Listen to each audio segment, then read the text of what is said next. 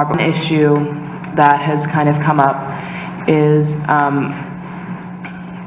policy 2432 on school-sponsored publications.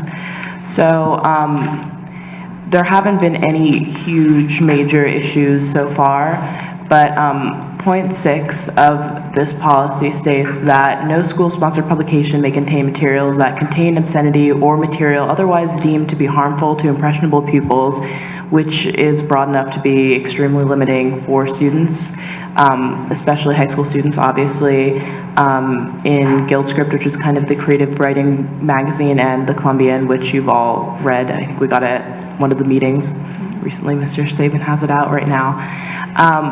And I mean, I'm well aware of, you know, the legal precedent for the district to censor, and the educators and the school to censor student writing and school-sponsored publications. I mean, you know, Mr. Stern can speak to my investigation into that, but I don't really think it's an issue of is it legal or not, but whether it's really aligning with our values. So if we're claiming to value discourse and democratic process and all of that, we need to kind of look into how student First Amendment rights are really being handled, especially high school students who, you know, might be a little bit more responsible. So I've had conversations with kids running the creative writing magazine who have been forced to cut stories that they thought were, you know, perfectly appropriate because, you know, they may have contained a word or a theme. So I'm not saying, you know, completely remove all restrictions, but I think that would be a really interesting policy to look at and potentially bring students into your discussion when you're looking at it. I think it would be a great way to kind of start a new tradition of looking at these kind of things.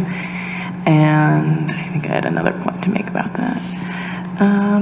Oh, and then just the entire idea that this is an issue that hasn't blown up in our faces yet, and it would be a great way to start being proactive instead of reactive and trying to put out whatever fires come up, because if we continue having this, you know, tradition of just waiting for something to happen and then solving the problem instead of, you know, solving a potential problem before it starts, things are not going to go well.